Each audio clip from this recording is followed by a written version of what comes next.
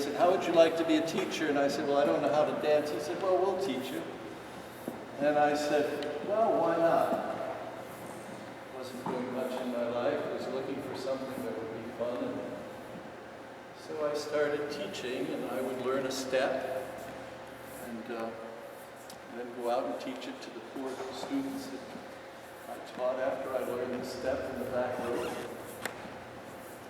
And then I saw a British teen dance, and I said, what the hell is that? Nothing that I've ever seen. Pretty soon I saw another one, and then another one, and then I saw the world champions, and I said, wow, I'm going to try and do that. I don't know how good I'll be, but I'll do the best I can. So that started me in my pathway of running off to Europe as much as I could, and taking as many lessons as I could afford, and competing as much as possible, and eventually achieving most of the goals that I set out. Now, I had all this passion to dance. Now I have all this passion to coach people and to see if I use words that help them achieve their goals. One of the things that I learned when I was a young teacher, was that I twisted my leg in a ballet class and was in a cast from my ankle to my hip. But I had to earn money. I had a family, children. So I had this little wheelie chair, office chair, that would raise up. And I would use that, I would sit in that and teach and get some of the pupils to pull me around the floor. I discovered that my words that I used, which I had learned by running around, taking lessons myself, didn't work, didn't produce the behavior that I was looking for in teaching and coaching couples that wanted to dance. So that set me thinking. And as I would go, after I healed and I would go to England and take lessons, I would listen to their words, and then I would observe the deeds and the manipulations that they would do to get me to dance better. And I started to discover that they didn't match. That the words and the deeds were different. So when I, like most of my contemporaries, would come back from England after being successful in dancing, we would fall apart. And I discovered that the reason why our dancing would fall apart is we remembered the words that we used and forgot the deeds. So we would start trying to do what the words said, and things didn't work. So that led me, as I started to coach mostly and no longer dance so much, into a lot of introspection as to what are we trying to do and how are we trying to do it. And I discovered something that has been a major step in my coaching, and I think if I were to dance again, it would also be a major step in my ability to dance beautifully. And that is that the technique book that we use, and I took all my exams, and I train people to take their exams, and I use it on a weekly basis, was written in the 30s. Now, when did the ladies get their vote? Do you remember? Was it the 30s or the 20s? 20s. So shortly after the ladies getting the vote, the technique book was written. In those days, when, could I use you? What's your name? Jane?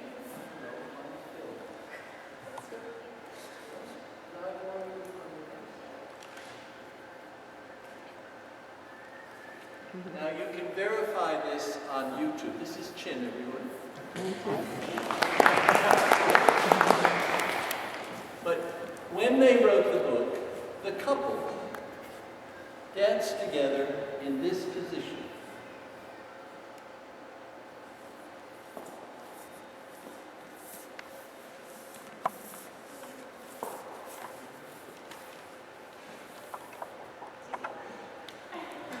That was very good.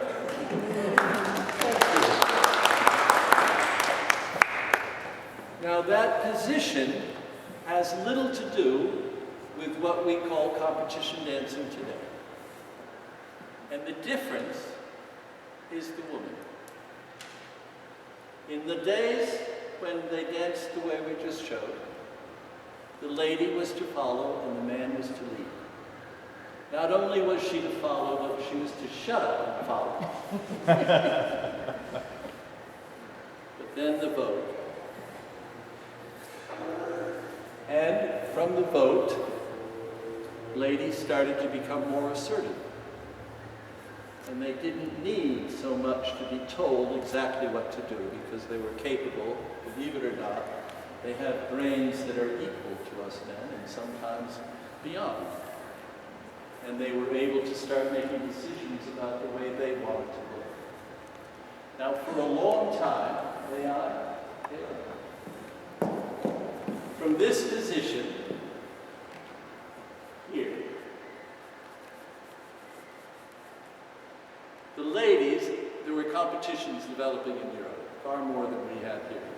The ladies started to produce a look where they became more visible with their heads over on the man's right side. But in doing that, their heads wound up off-center. Usually way off-center. Yep. To a point where they were like that. Now the problem is that we humans, our bodies, have evolved to carry our brains around to get pleasure and avoid pain.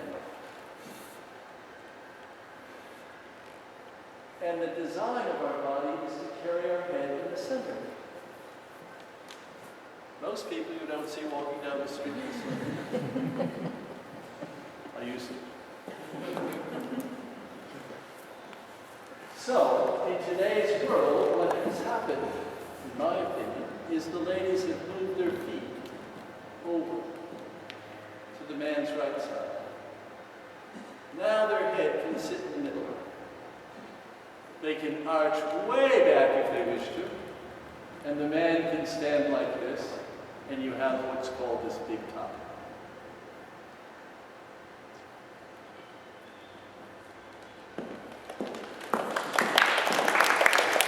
The important issue is that they are in a viable balance of their brain, being able to move around the floor without off balance. The next thing that happened is that the competitions have produced huge dynamic athleticism. I think most of you, have you all seen, if you go on YouTube and look at some of the IDSF comps, you will see extravagant mobility from the couples. From the point where the man was in charge and the lady was the slave, we now, or at least I now know, that most of the time, men are stronger physically and are more capable of taking a stride than the lady. A bigger stride, not more capable, but a bigger stride. Because of that, we must use the lady's stride as the couple's stride. And no longer, in my opinion, for competition dancing, should the lady be a follower. In order for her to move her weight, she must step first. In order to have harmony,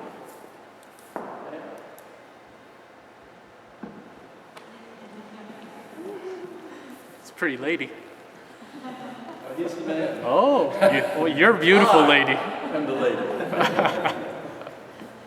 So when we dance in today's world under what I think is the best way, the lady goes first, and he keeps her safe.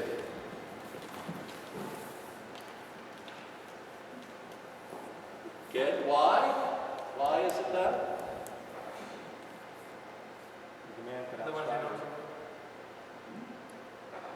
because the man can go farther. So if he goes farther, she can't keep up. And that's generally true. Once in a while, you find a couple with a woman. So did you notice how he stepped after me? He didn't know really what was going to happen. But he managed quite well. Now this is really what needs to be done in competitive dancing in today's world. Thank you.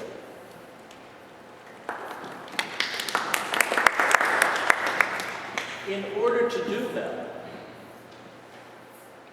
the woman now, just like the new CEO of General Motors, the CEO of Yahoo, the CEO of PepsiCo, must know what she's doing. And no longer rely on being led around the floor and hoping for the best. So we really have, in a competitive couple, 2 leaders and no followers.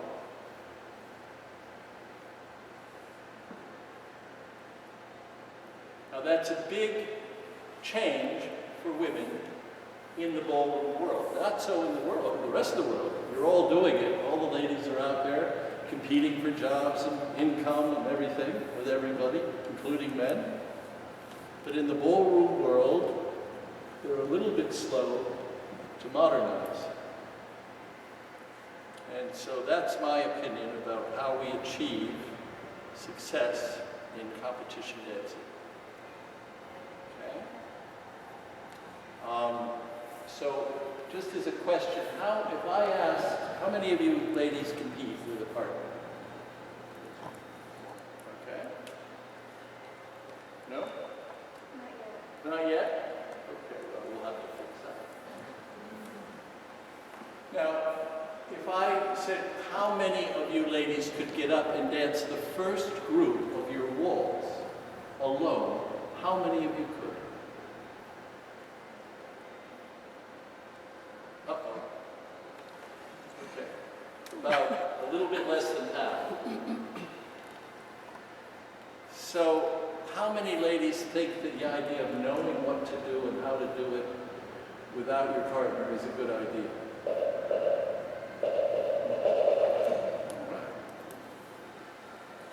Any reason why you don't? No?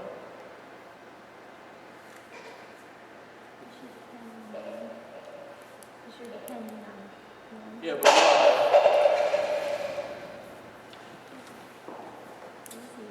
easier. easier. Okay, fair enough. It is easier. All right, good.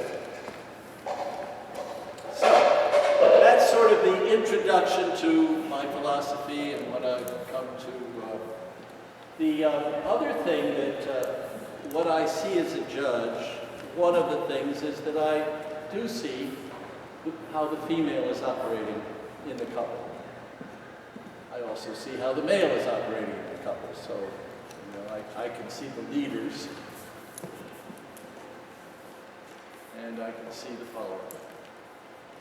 When I judge, probably the one item, I think there are 3 basics in ballroom dancing, or dance sport.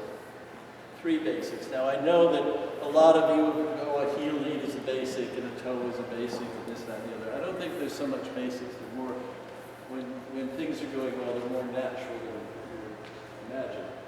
The 3 basics are floor craft.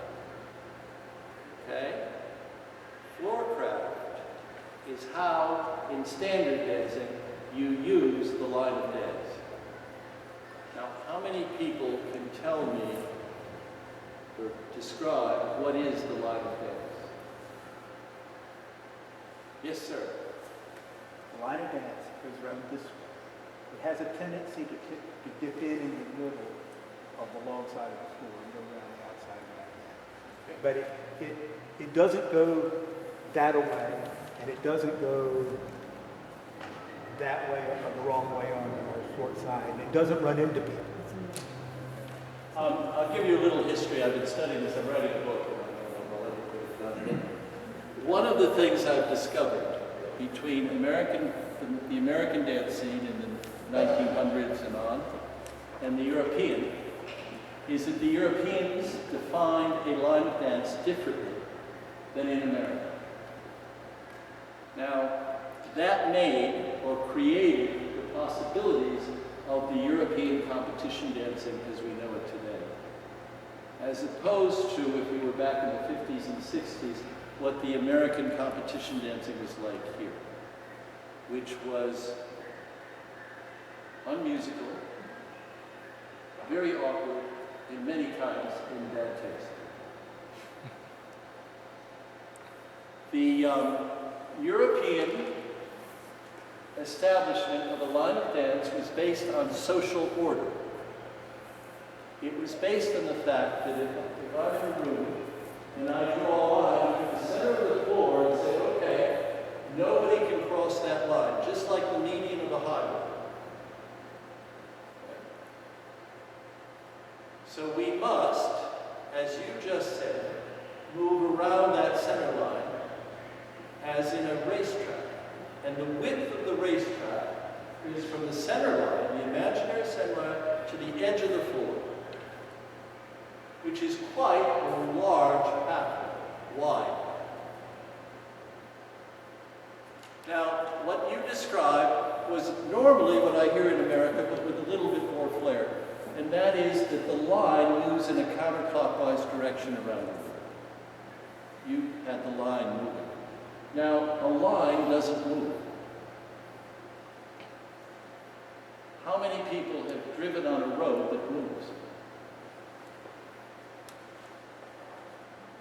It's the cars that move on the road. And the line of dance is the pathway upon which the cars or the dancers move. Now, what happened in Europe is originally 1750 about, the first waltz was danced. Waltz was like today's rock and roll or whatever when I listen to them, I don't quite understand the music that's being played, but whatever that is, waltz was at that time. Everybody, oh man, waltz. They danced in what we would call today a Davies-type waltz pattern around the line of dance, where they made right turns first. And the reason why they made right turns first was that it was established in the courts of Europe that dancing was all right, ballroom dancing. And so when the men would go to these balls to dance ballroom dancing where they hugged their partner, which was originally outlawed for being too socially unacceptable in public to hug your partner, show signs of love. Only war was allowed. They wore their swords on their left side. And because they wore their sword on their left side, their partners danced on their right side. Because their partner danced on the right side, they could turn right more easily than left.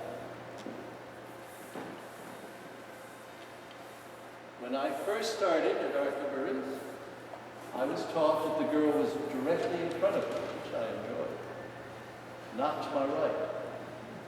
We did not do right turns, even though we had some in the syllabus. We did left turns, because it was easier to turn left with my partner in front than if she was on the right side. It's very difficult to turn to the right. So in Europe, it started with right turns, and then they got bored and they figured out a way to do left turns, and they called it a reverse turn. It's natural to do right, and it was a reverse to do left. And that's where the words natural and reverse came. In 1900, 1912, I guess, World War I, sad waltz music from the popular up-tempo waltz, not quite Viennese, not quite Strauss, but up-tempo originally, slower waltz. And what happened was, as they were dancing these turns in the now is the hour when we must say goodbye.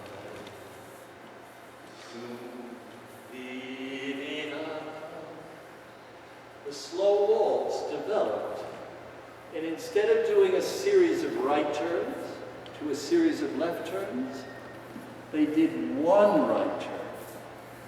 And they figured out coming back and coming out backwards was a little bit better to get out to the center line, to go along the center line with the left turn. And by doing that, they established this pattern of movement which goes from the outside to the center line, and in doing so, they produce swing. Does anybody have a definition for swing? Yes. The illusion of hanging from a rope on the ceiling versus the He did say hanging. swinging. You're right, yeah. Okay, it's creating an illusion that you're on a child swing or on a rope. Every bar of music should have an arc.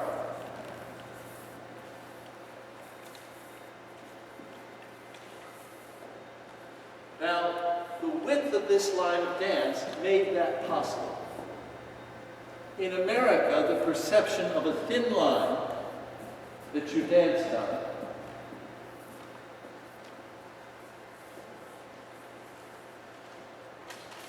did not set the seeds or the place, the environment to produce swing. In the book, there's a thing called rise and fall. Commence to rise at the end of 1, continue to rise in 2, and 3, lower at the end of 3. That was the attempt by the British to write swing. But it unfortunately causes a lack of swing, because swing is an arc. So on the downward trek, you must have an arc that goes up, and then an arc.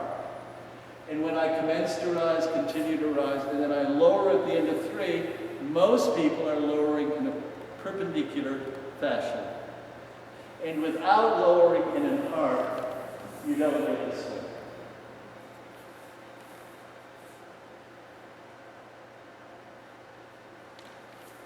Now, please.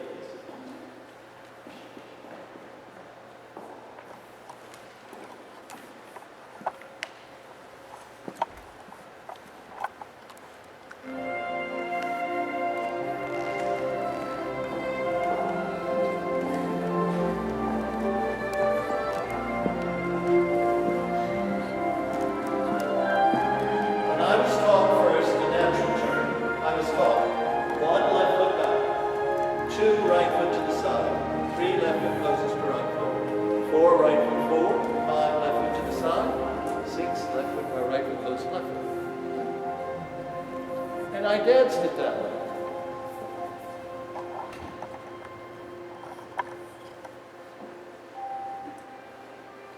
One, 2, 3, 4, 6, 1, 4.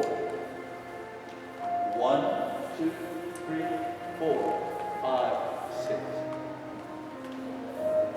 And I think an awful lot of people besides me do exactly that.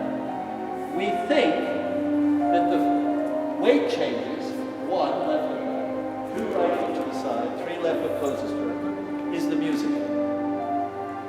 But in swing, hello, come on in. You need chairs, or you need help, or anything? Well, who do we have there? Katerina. Hello, Katerina. You need chairs? You okay? All right.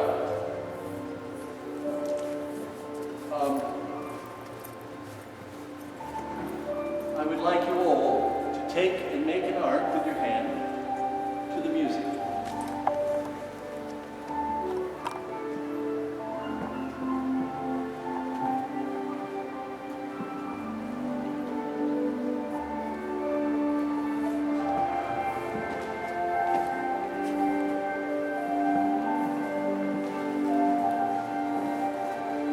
With the exception of 3, who I've already talked to about this, all of you are doing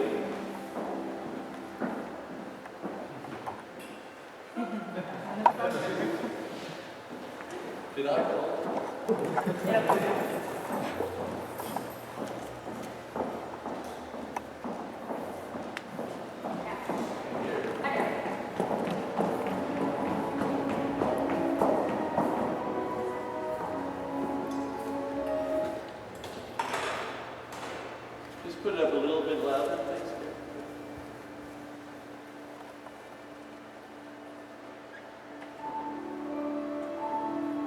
All of you are doing this. 1, 2, 3, 1, 2, 3, 1. If I were dancing, or if a couple that I coached were dancing, they would do it differently.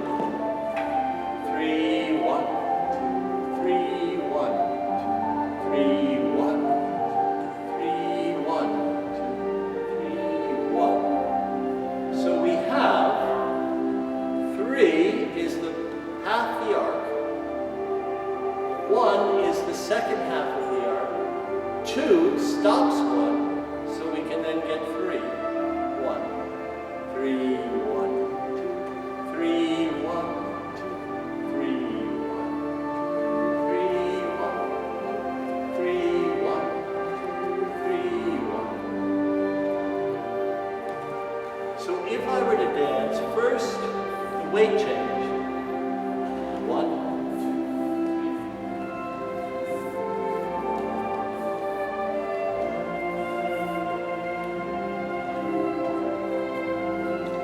And now, just the timing of the swing. 3, 1, 3, 1,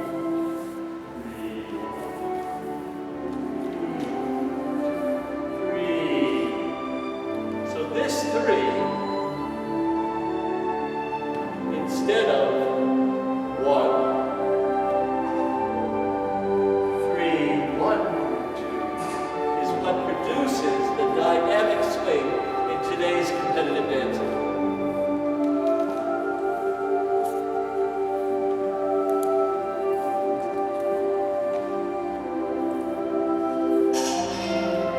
Now, in regards to a couple dancing together, one person must dance the music, and the other person must touch that person while they're dancing the music. It's a little bit like, how do you get harmony? If I take a bowling ball and I roll it along the floor, and then I run along and touch it, the bowling ball and me are in harmony in movement. But I'm using the bowling ball as the mobility, and I am just touching it. So competitively,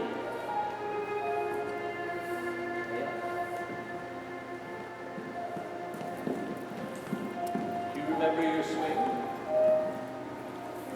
Can you dance a natural turn and a reverse turn with swing alone?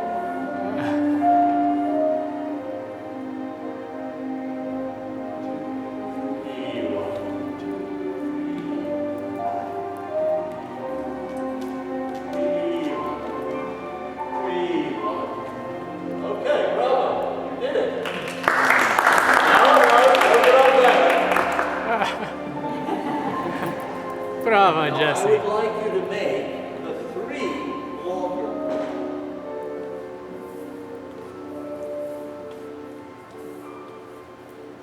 Yeah. 2, 3, 1, 3, 1. Make an arc, make an arc, make an arc. All right. 3, 1. Bravo. Okay.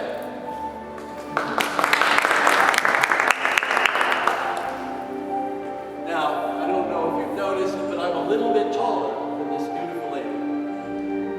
And my hip joint is a little bit higher than hers. So theoretically, I can go farther. So what I'm going to do is we're going to dance together, but I'm going to use your movement and music, and I'm going to follow.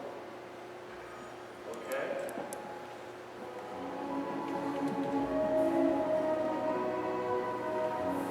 Off you go.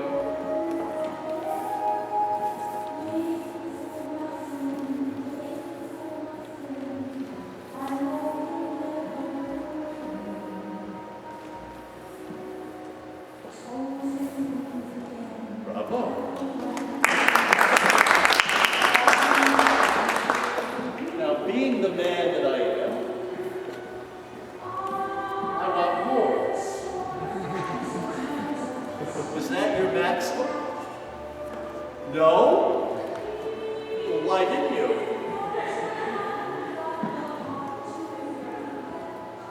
Because, oh, I scare you. I've heard that. Well, pretend I'm not here and you do your maximum, okay? I need a little bit more volume. Sorry.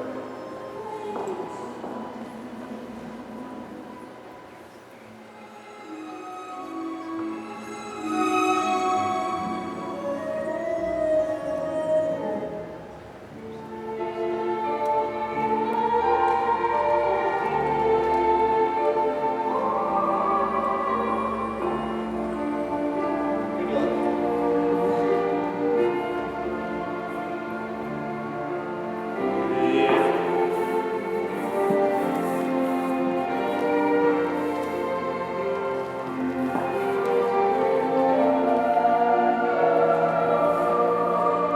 I had a little trouble here. You didn't hold me up. Did you know that you're supposed to keep me safe? How do you do that? How are you going to keep me safe? With your hands. You know what I mean? Take your hands. Push me back. Just push me. Now bring me forward. Forward. Okay? Now keep me in the middle of the hands. Got it? Go like that.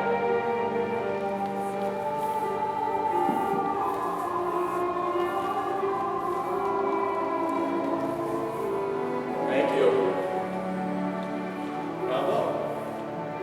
Wonderful. Can you see the swing? Could you see that she was stepping first? Want to look at it again?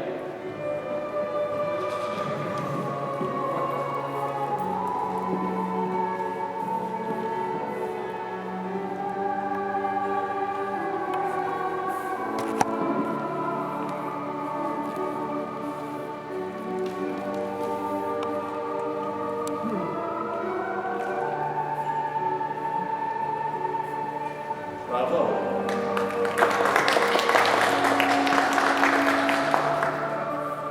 Under this system, if you decide to do this, which I think is the best way to get around the floor, the woman must take huge amounts of responsibility in knowing where to go, when to go, and how. It's better. Yes, sir. How does this work on the fact that she can't see where we're going a lot of times? So she decided, in this system, is she deciding what we do, or Well, in a competitive team, first of all, you have a choreography that's planned, which you both know.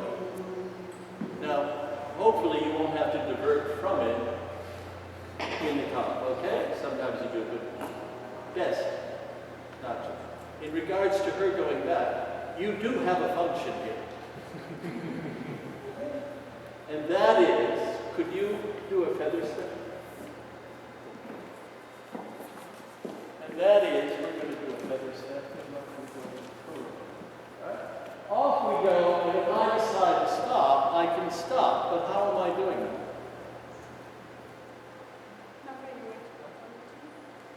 I am stopping you. The movement is based on moving away from one place and catching with the other. You move away from that and you catch. Away and catch. And at the moment of catching, that's the place to stop. Then there's no hassle. So, if we were in a competition, and okay, here we go, guys. Oh, wait a minute, there's a couple of drums, we have to stop for them. It's quite easy. So her weight is not committed to go there. It's just as she said. Now that's one part of the question. All right? The second part is couples who have to stop and change choreography learn different maneuvers that they both like. And so when that happens, they both are working and doing that in a perfect world.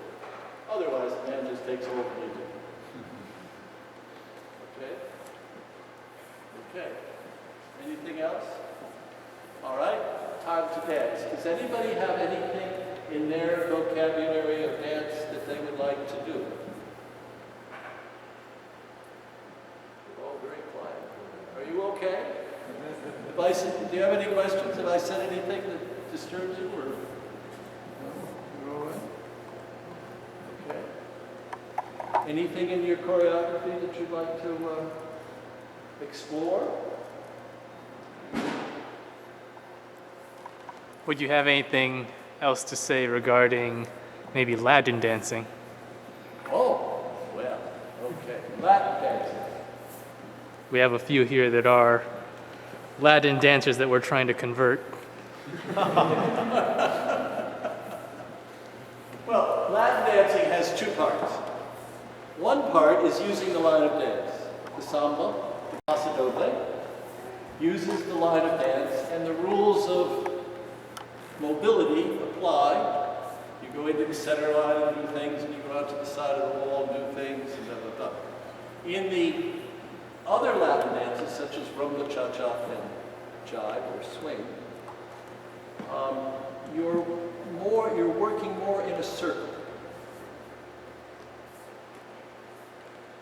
And generally, but not always, the man's at the center and the lady's going to the outside of the circle in different maneuvers.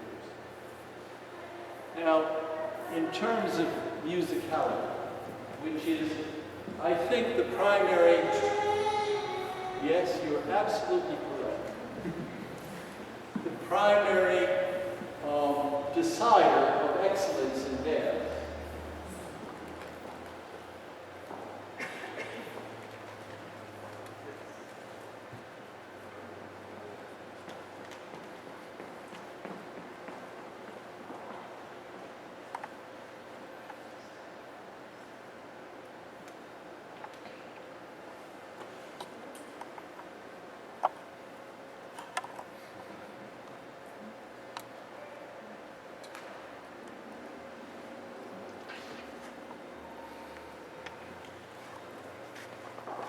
You taking good notes, Pat? Yep.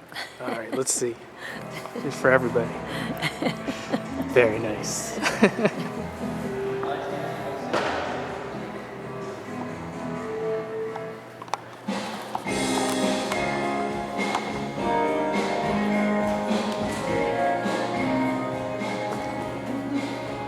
Hi, cutie. So this is, what is this? I get confused. I could do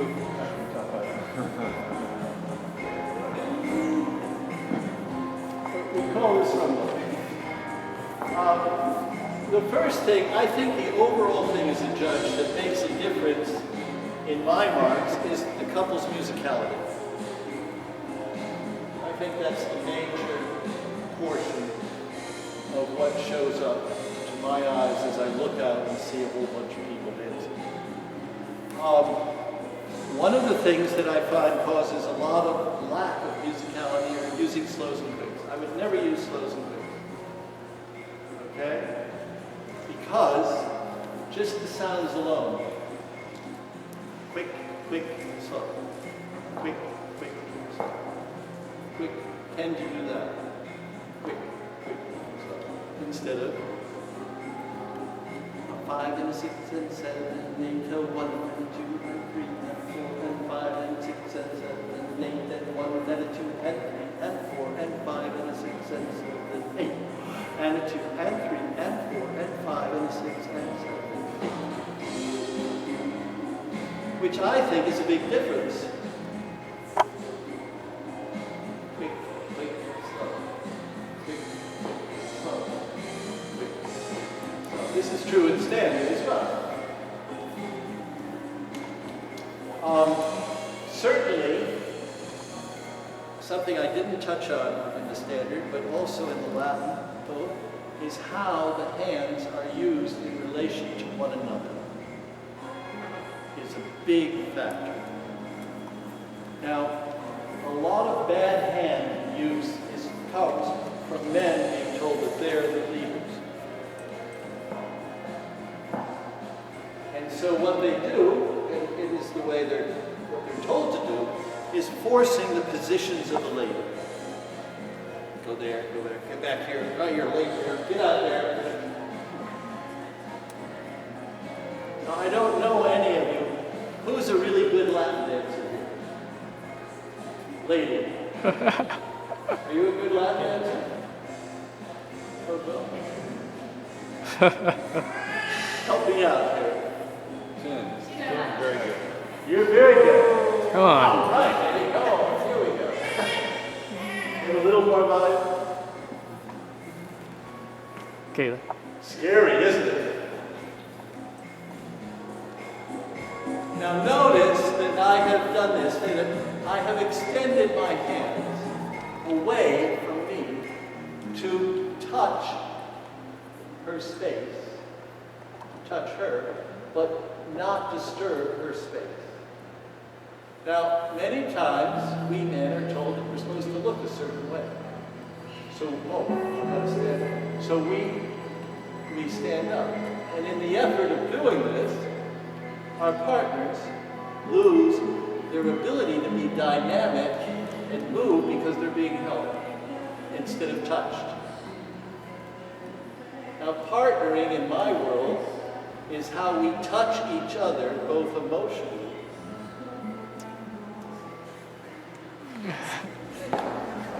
and physically.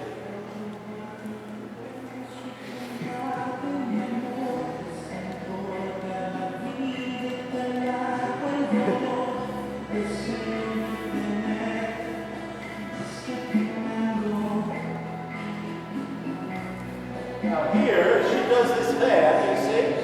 I don't want to step out into my position. I want to go where she is, so that we have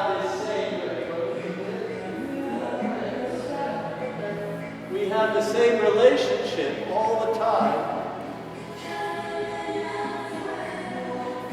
So she's not being disturbed.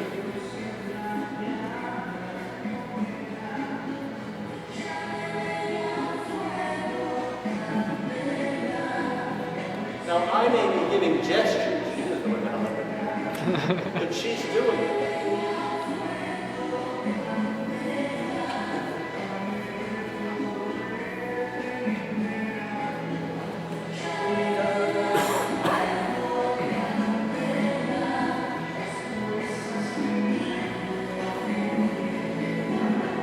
Now, a lot of times, competitive couples are so into themselves, a lot of it because they're taught.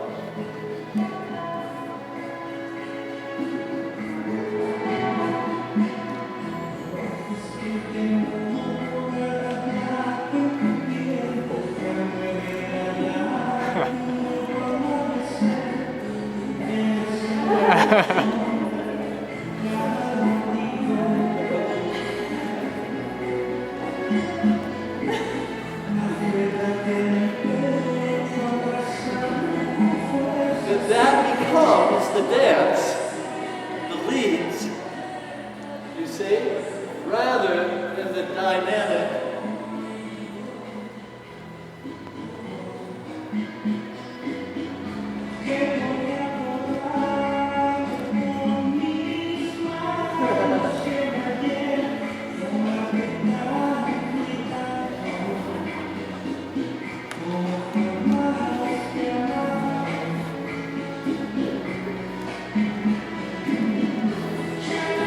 Leave it off for now.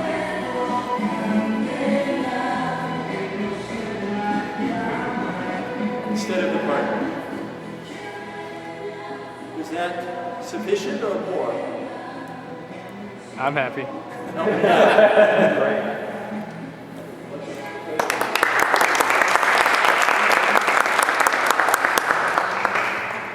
I don't know how far to to take the Latin, or help me out here. Oh. I had one question that came up pretty recently. I know a lot of people have been talking in a particular group that I'm on about phrasing and choreography. Clearly, when you're judging, you're not going to be able to sit there and see 16 bars of music to see if someone's matching phrasing to music. So is this something we should even care about? Okay. It's a great question. It applies both to Latin and to standard. I'm going to use an example of my early experience, and then I'll go on. When I first learned tango, I was taught that tango was in 8. 1, 2, 3, 4, 5, 6, 7, 8. 1, 2, 3, 4, 5, 6. Everything was in 8. Now, mind you, both tangos in America and in Europe came from Argentine tango. The origin of tango is Argentine tango. It came to Europe, and it was immediately outlawed for being too, what do you say? Risque in public. However, dancers being the people they are, they persevered, and once again it was. But Argentine tango was not in 8. Oh, 1, 2, 3, 4, 5, 6, 7, 8, 2, 2, 3, 4, 5, 6, 7, 8, 3, 2, 3, 4, 5, 6, 7, 8, 4, 2, 3, 4, 5, 6, 7, 8, 1, 2, 3, 4. And the European competitive tango maintained that same tradition. So we had 1, 2, 3, 4, 5, 6, 7, 8, 2, 2, 3, 4, 5, 6, 7, 8, 3, 2, 3, 4, 5, 6, 7, 8, 4, 5, 6, 7, 8, 1. But even though the figures 1, 2, 3, 4, 5, 6, 7, 8 are not forced in 8, we can still dance musically in phrase, but not stopping at the end of 8. You understand? Which I think what happened in America with this 8 count is it just wrecked the tango. When the Europeans first came here, their tango was so outrageous and so dynamic, and we guys were just sitting here going 5, 6, 7, 8. So there's a good side and a bad side for phrasing. Music is in phrases. It's in paragraphs. Right? A small phrase would be 2 bars. 1, 2, 3, 4, 5, 6, 7. Small phrase. Then you have 16 bars, and you have 32 bars. Right? And they all have these endings and build-ups that give color and finesse and musicality to the dance.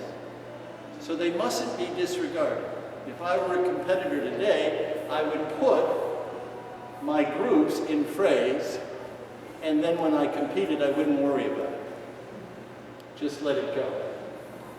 Because if you have to stop and if you have to change things and everything, you have to give up the phrase. But it's a good way to organize. And the best way to organize is to do 4/8 as a phrase. Yes? Okay. Now I thought we would try to get everybody up to get some dancing done. Does anybody, would you like to do some dancing? Sure. Yes? Yes? About the other 2 points about the ballroom, the basics of the ballroom. You said the first was CompPrep. Oh. What were the last? In my world, I have 3 basics. Floorcraft. Floorcraft in standard dancing is going from the outside to the center line, along the center line, back out to the outside, and along the line. It can be done in various flavors of out to the center line, along the center line.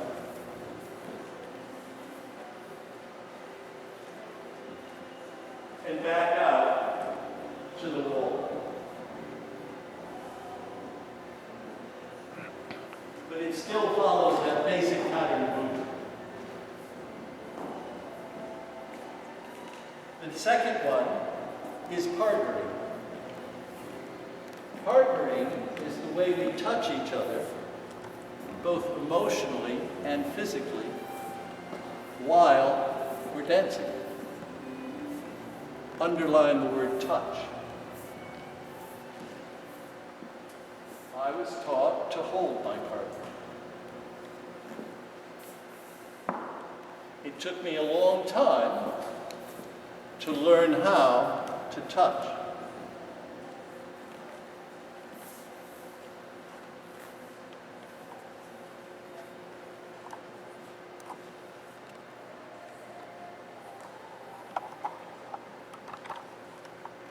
But that offers my partner the ability to dance musically on her own and produce her feelings or express her feelings through the sounds of the music while we're going around the room. Yes? Does that imply a like connection in terms of, here and here, or? Okay. The points of touching, okay? There. First, the emotional part.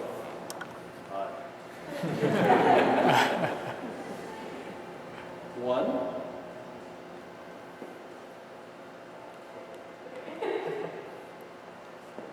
Two. Three.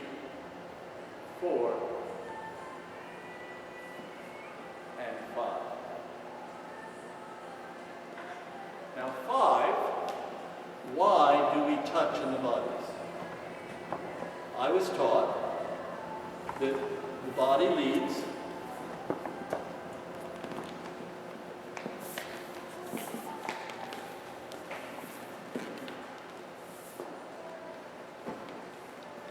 and therefore we must touch. In today's world, I only touch because my feet are closed. Can I have you do something for me? Can you take a side step? Either way. Okay. So you're centered, just between the feet. Yeah, like that. A little wider. Okay, now can you bend your knees and sit back? Good. Now can you use your arms as a counterweight, put your head back farther, but don't lose your balance. Arch your upper back. More. Look to the left a little bit. Arch more. Arch more. Now keep your balance. Notice that I am in the same position as she is. When we dance like this. My knees are under hers, her knees are under mine. Because of that, I am touching in the body. But I'm not touching in the body for the sake of trying to lead. There's something that is really important. There's a thing called reciprocating axis. You know a natural term? Can you do it? Ready? 1, 2, 3. Oh, okay, great. Now, the axis of her turn, go ahead and do it again, is on the 1, 2. Okay? That's her axis.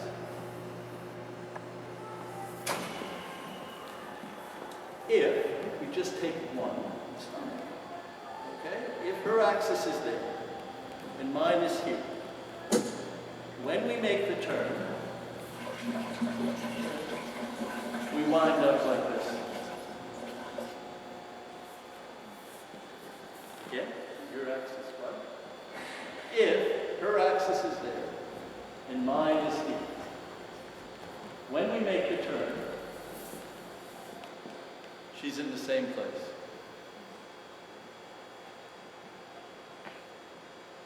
Without effort. So when we dance, we need to be able to adjust these axes on every turn. So here, my right foot is going farther than hers, so we can make that turn easily. Here, I am bringing her foot through farther than mine, so we can make this turn easily and stay in the same place.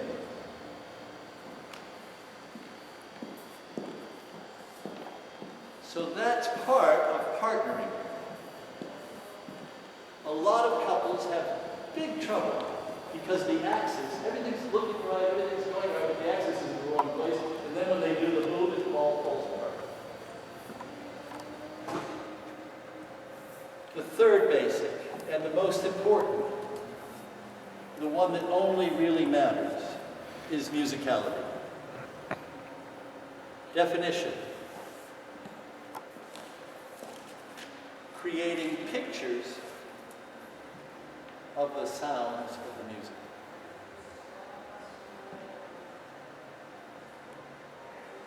So when somebody is watching the couple dance, they can see the music.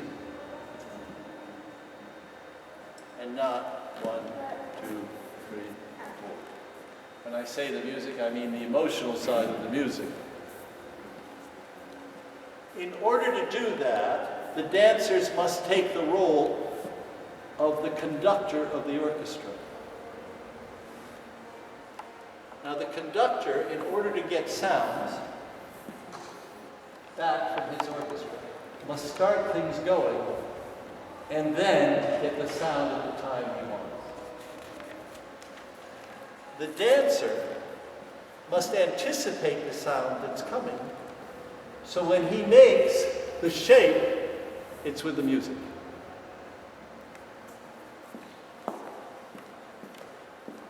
This is true in Latin as well.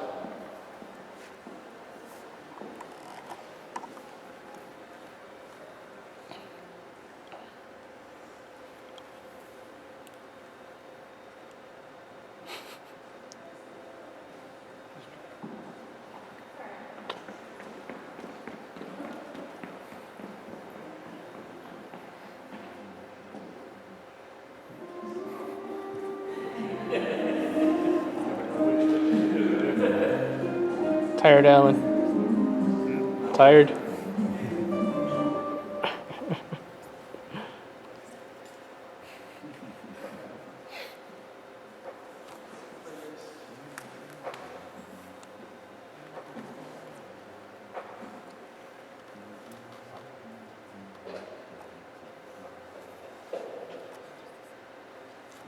You have it down like on cue now every time it says touching the body. I see you touching the body, Michael. Yeah. Touch her emotion. That's what 5 minutes. So you hear this 15? 5. 5.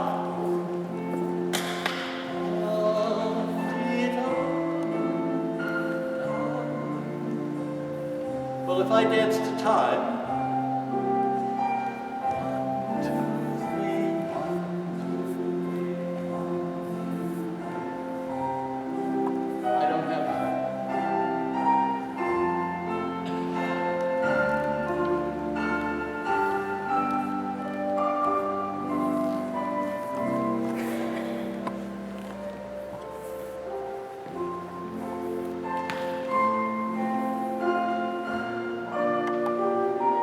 I hope you saw the pictures of the music.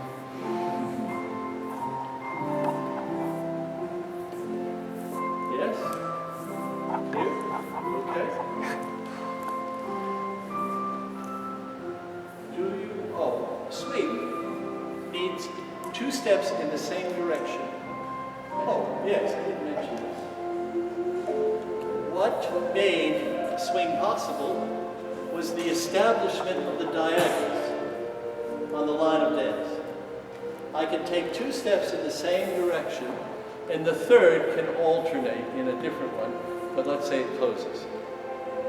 Now if I do the same, I'm on a diagonal, I am now progressing in a counterclockwise direction around the room. If I use quarter turns, which is what I was talking about, it doesn't go around the line of dance. I am now restricted. I can't really make the swing because I need the 3/8 to complete the dynamics. So the diagonals, which were established here, were one of the main factors, and the wide line of dance in producing swing. In smooth dancing in today's world, what is established now is the same pattern of movement going to the center line back out to the wall, same idea of the line of dance.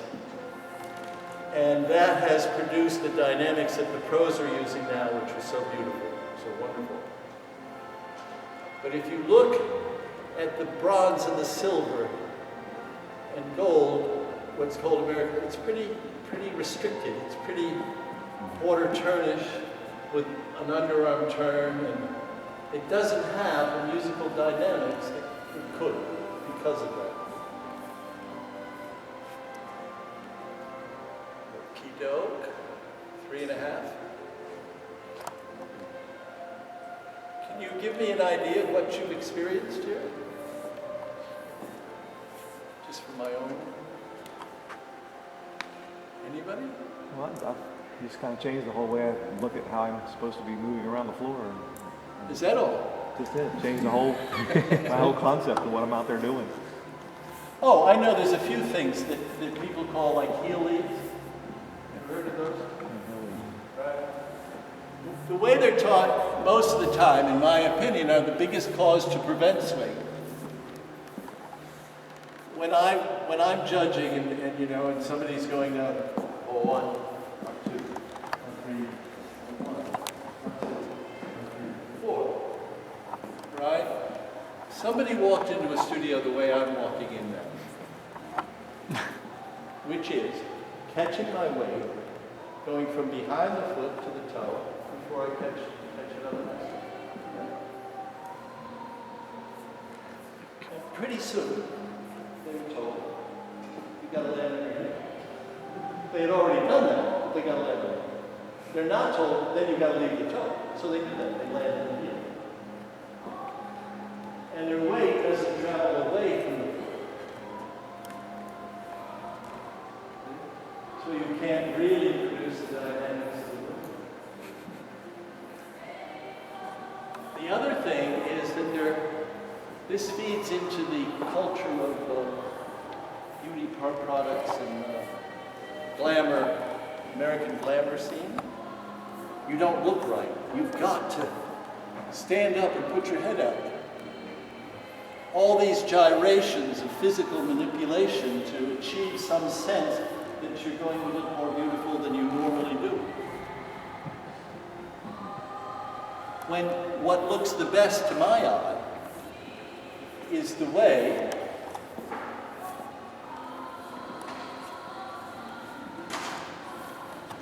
I use all my support systems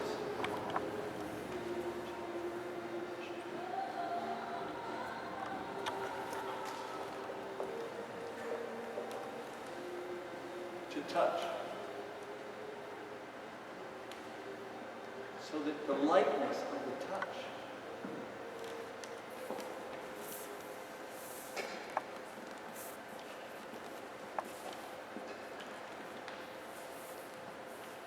as opposed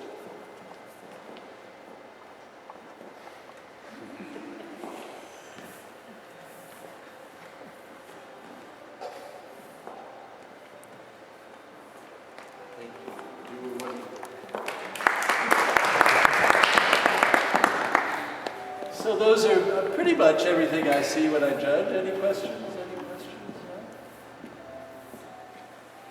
No? Good. Finding the women have such a great advantage right now to test their skills and find out how far they can go, what beautiful musical pictures they can make.